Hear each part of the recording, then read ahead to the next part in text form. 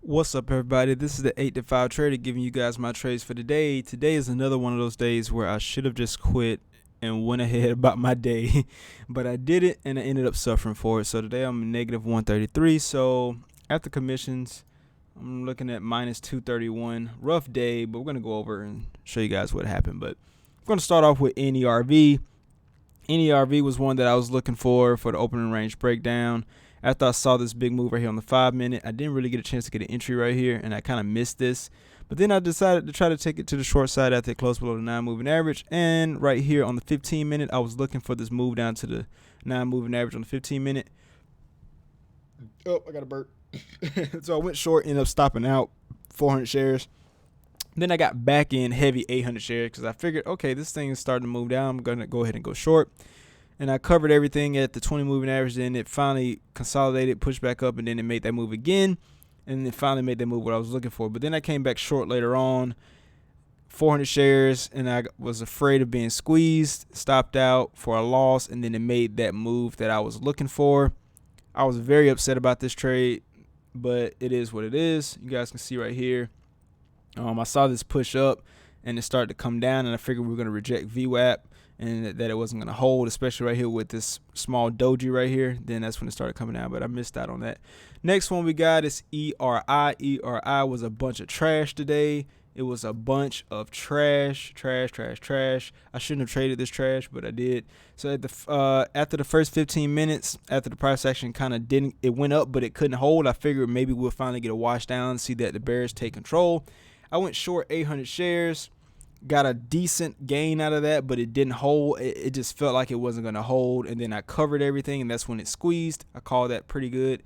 Then I tried to go short again, stopped out for a small loss, and then the one that pissed me off so bad was I went long. I want to show you guys this on the 1 minute. So I went long here. I went long, and as soon as I went long, it just dropped. So I was looking for the opening range break up here. At this point, I was like, we're finally going to break this range right here. We're going to go up. We're going to squeeze up to the 50. And then it fell off a cliff right when I got in. Not even 20 seconds later, it started to fall. So I was really upset about that.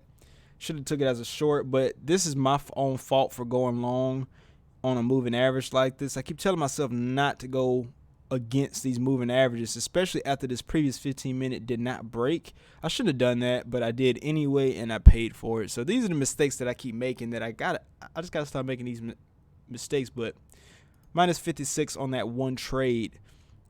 Then we got CCL. So CCL gave me a little bit of trouble, but I ended up coming out pretty much ahead on it. So I went long right here on the ABCD pattern. ABC, got in around C, popped up a little bit, then it started to come back down, and I covered for a loss. Well, no, actually I covered at break even here.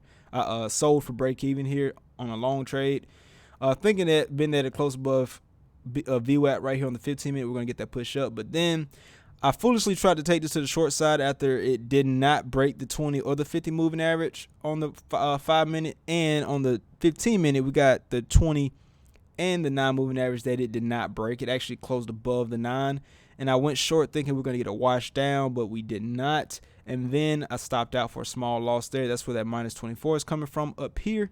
And then I waited, and I got in on the 15-minute on the ABCD pattern. Got A right here, B right here, then you got C right here, and then I got in at C right here up until D.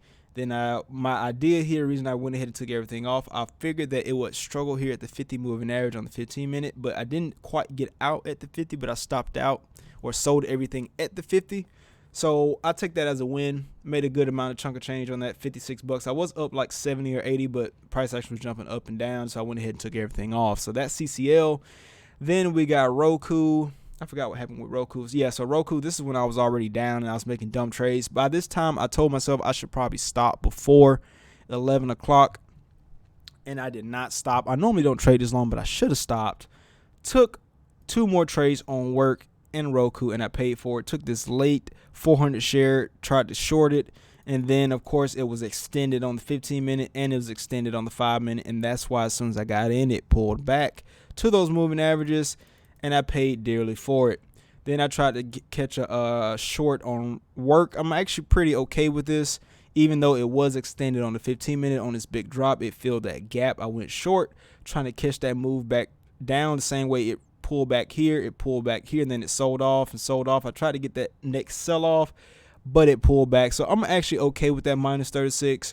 But these other trades like Roku, that was just an imbecile, just FOMO trade, bad trade.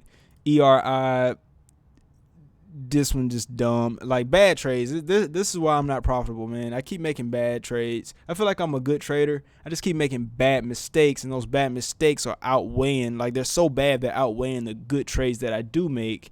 Like the trade I made on CCL. Like, this trade was, you couldn't have gotten, other than getting right here at the 9 moving average, you couldn't have got a better entry other than right here at the 50. Like, it was perfect. Like, on the 15-minute, look, A, B, C, I see stuff. I just keep making mistakes. And that's the stuff that I'm trying to fix. That's the stuff that's stopping me from being profitable.